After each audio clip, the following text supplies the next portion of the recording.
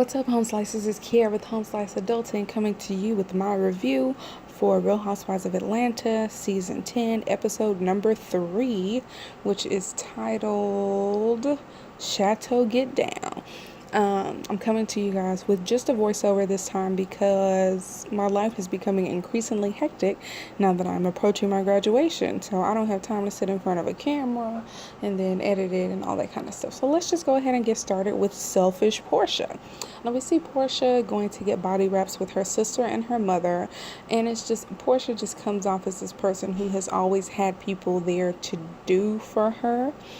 Basically the things that she doesn't want to do, and in this case it's Lauren. And so Lauren feels taken for granted, and I feel like Lauren is taken for granted too. Portia is more self-involved and leaves all of the real work to her sister, is what it looks like to me. But anyways, later on we see that Portia and her sister Lauren are in talks with a business consultant and a real estate agent regarding opening a salon. And so the two professionals are like, hey, you need a business plan. What's your business model? And so the sisters end up arguing because when Portia talks about her ownership of this salon, she's talking about it as if she's going to be the only owner, when it appears that Portia and her sister have agreed to an 85-15 split. Lauren feels very underappreciated, and she's over there taking notes like the personal assistant and not part owner of the salon that they're supposed to be doing business in together. I'm telling y'all, family and business typically do not mix, and this appears to be no exception to the rule. And Lauren feels as if she has put her entire life into this business, while Portia feels like she has put a lot of her money into the businesses that she has. And so they talk about separating their personal relationship from their business relationship a little bit. And it's a sad thing to see family argue over business, and that's why you shouldn't go into business with family. But Lauren feels like she's not being compensated enough, and Portia is like, what more do you want from me? And it kind of seems like this is a running thing in Portia's relationships. In her relationship with Nene feels like she's not being a good friend, but Portia is like, what more do you want from me? With Shamia, Portia feels like, well, I went to one of your the dowry ceremony. I'm at your bridal shower right now. I can't go to your wedding. What more do you want from me? And so, it's just a running theme. And that's why I see Portia as a selfish person.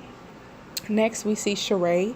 And Sheree is going to throw a 70s party for her mom, Thelma, because in Thelma's 70 years, she has never had a birthday party.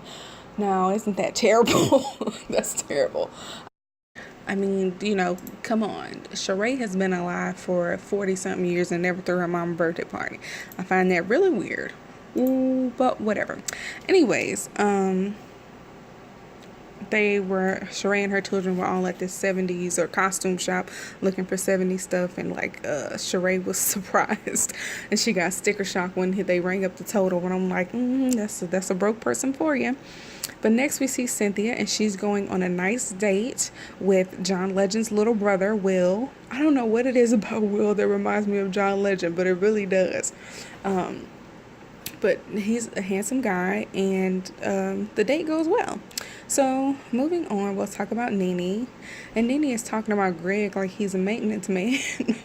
Like, who's going to clean the pool? Who's going to mow the lawn? Like, this is what he's here for. But we know Nene really loves Greg. And Brent graduated from high school. Everybody's kids on here are getting old. Like, time just goes by so freaking fast.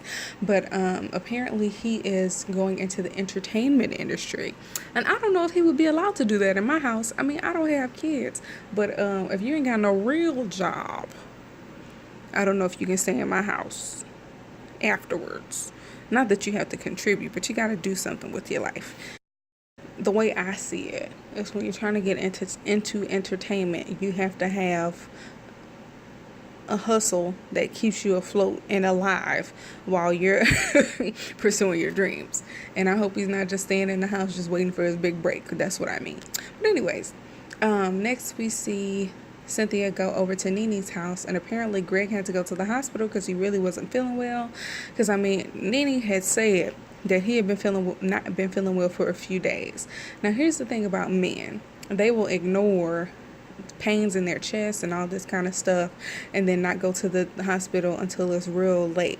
And it's like, if you're experiencing pain for a few days, wouldn't it behoove you to go to the doctor? I mean, that don't even make no sense. I mean, if the earlier the doctors can catch something, the more chances you have of surviving it and coming out better.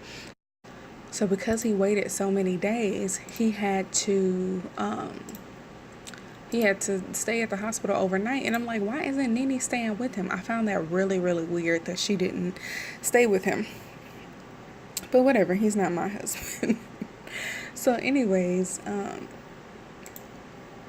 Cynthia talks about her date with Will. And, Nene tries to give her some advice or whatever. And the only reason that's important is because later on when Cynthia talks to Kenya basically gives her the opposite advice. It's interesting. But anyways, next we see Candy and the candy-coated clique or whatever. And I'm not here for them. I don't like them that much. Even Todd got on my nerves a little bit. And Candy, especially since I have seen her on the Escape special, with the mini series or whatever, like, she's been increasingly annoying to me. I feel like she feels like a victim. I mean, there's things that comes up and she has really good points or whatever, but a lot of times I just feel like she's just crying and feel like everybody is against her and only the candy coated clique is really in her corner. Whatever. But anyways, Carmen is leaving as Candy's assistant to start her insurance company, whatever, again. And did Candy say she was investing in it? Y'all know friends and business don't mix. That's something that Candy has not learned. When Candy did that song for Kim Zolciak and sued her 4 years later, and that didn't work out. And then when Candy had Portia be in her play, and Portia was being a diva and never came to the rehearsals or anything. But anyway, there was a ponytail, like a curly half ponytail that Candy was wearing in one of her confessionals when she was wearing all black, and I did not like it. It did not look good on her. I was not a fan.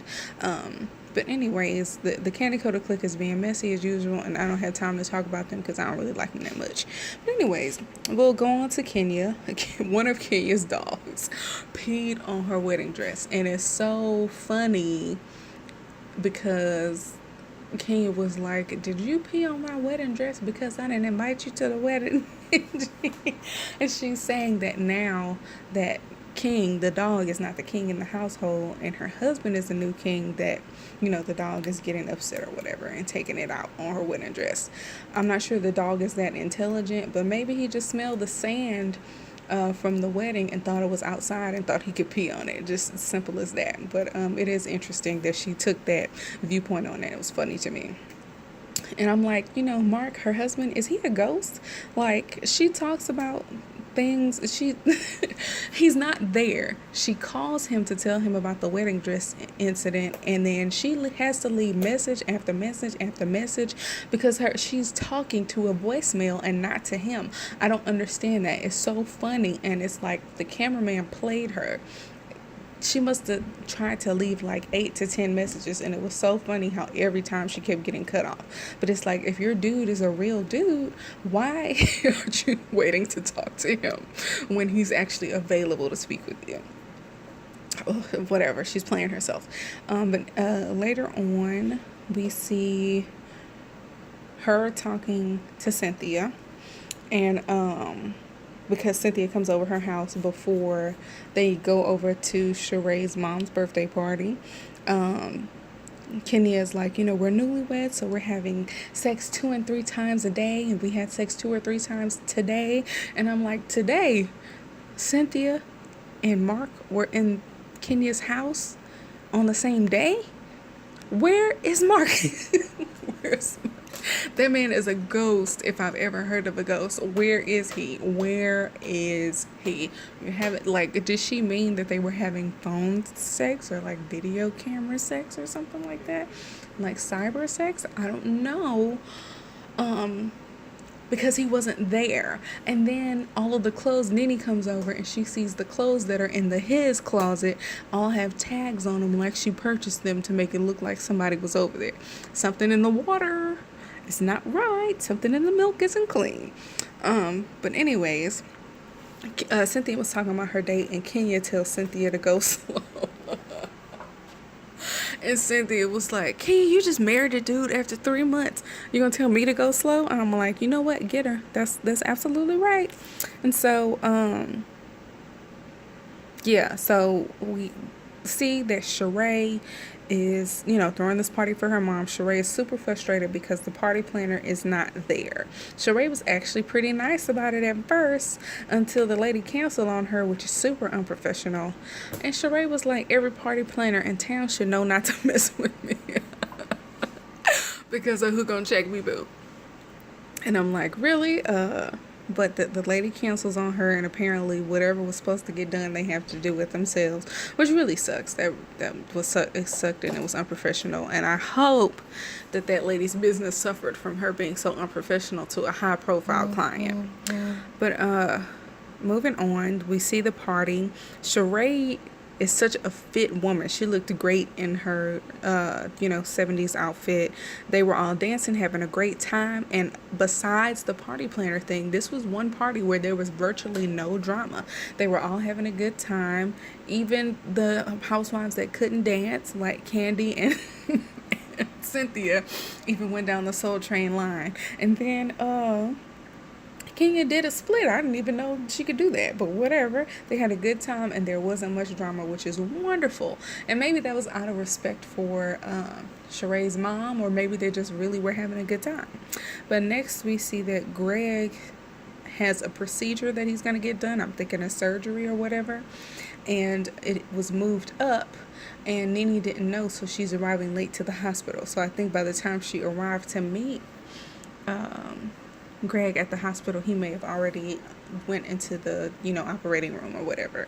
And so Nene is actually really worried, but she's the kind of person that doesn't wear her emotions on her sleeve, or doesn't like people to see her sweat or to see her be worried or whatever. But you could really see that it was impacting her, and so I feel sorry for her, and hopefully Greg is okay. And that's it, y'all. This was a short review. So next time, we see Candy is going to be on the cover of Essence magazine or whatever. So that's cool. We see Lauren is upset about her life, is what it sounded like. Marlo is back, and I do not like Marlo. I never really cared for her. So moving on, she and, Nene are hashing something out. We see Cynthia and Will going on a second little date. Kim Zolciak is finally going to appear on episode 4. And, well, I guess, Marlo is finally going to appear on episode 4. So all of the friends of the show, the auxiliary members of the cast don't show up to episode number 4. But anyways, Kenya goes, beyond the line. She crosses the line and talks about Kim's daughter, something about pimping her out for some tickets or whatever. Kenya just has no filter, and she needs to stop. But anyways, thank you guys for listening. Thank you guys for watching and tuning in. Don't forget to like, comment, and subscribe. And thank you guys again. Peace out, home slices.